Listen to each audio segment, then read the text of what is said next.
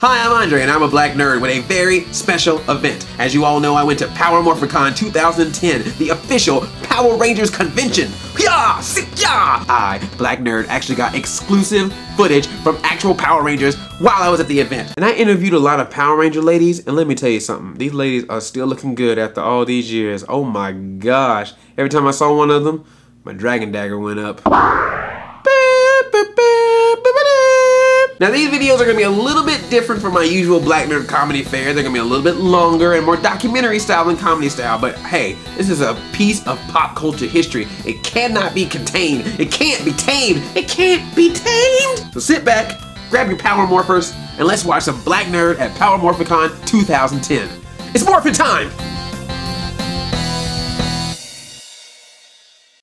I was living in Dallas, Texas, and heard about this audition on the radio, and I said, let me take a chance because they're looking for guys that know how to do karate and gymnastics. I'd heard of the show. I'd never really watched it, but I definitely heard of the show, and I knew how important it was to a lot of people. They had filmed the first movie in Australia, and I actually had auditioned for Dulcia. Didn't get it. And I thought, oh well, another audition, another no. They had been looking for, I think, a lead ranger for a long time. They went all over the country. They went to Chicago, they did it out here in Los Angeles. did they audition? I think they did audition here for Pink Ranger too. Yeah, they auditioned here and then they didn't find anyone. Which, I mean, you don't find anyone, thousands of people, but anyway. It was like 4,000 people there, and so it was like American Idol, but way before American Idol, you know. They said, don't call us, we'll call you, and then a couple days later they called me back. They said, hey, we want to fly you out to California to meet the producers. I met the producers, showed them what I could do, and I never went back home. They came to Australia and auditioned there, and I got it, and they brought me over. That was it. I was on my way to my car, and Jonathan Zachar, who was the producer at the time, came running out and said, oh, Royce, we want you to work. And, you know, after I picked myself up off the asphalt. They auditioned, I think, only 5 actors, and we improv'd, and they teamed. I think I'm the only one they actually teamed up with Paulie. And then the rest is history. Now you know how some people got cast on Power Rangers, but as we also know, some people got cast because they were replacing other people. Let's see how some of those Rangers felt about that. Let's talk replacement Rangers. I thought we were going to be in addition to the cast. We didn't realize we were taking the place of other people. I was very, very intimidated about that, and wondering how I would be received, you know? I think the producers were smart to go with someone that was very different from Amy. I mean, her and I couldn't be more opposite looking, opposite ways of acting. There's enough love for everybody. I think that her character was amazing. I think my character was amazing, and they both had great things to offer.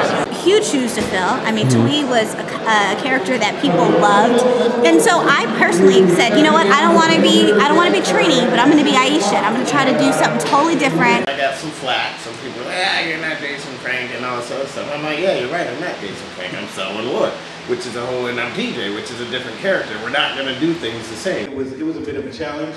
It had to be courageous, but you know, in the end, I think it worked out. I mean, I think I got a few fans here, maybe 1 or 2.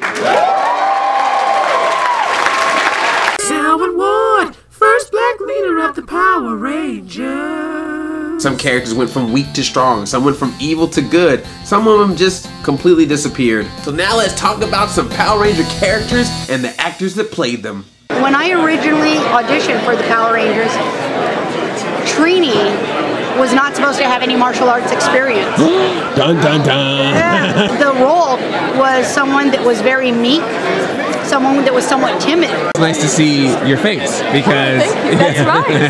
I had a fish head, a great mask, and about 2 yards of hair coming out the other end. It was mine. That was your hair? Yes. Nice. Seriously, although I love the character, it was the most unflattering outfit ever.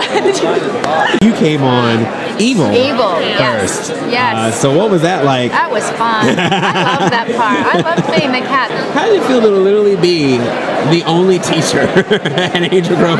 It was like you and the principal, and that was it. Empowering. I mean, you know, I had to be really bright, right? I had the purple tunic, the yellow plastic belt, the purple trousers, and the gold wrestling boots. Wow. Was not picking up many dates on the set. And then I just break out into this ridiculous martial arts thing, and they were just like, whoa!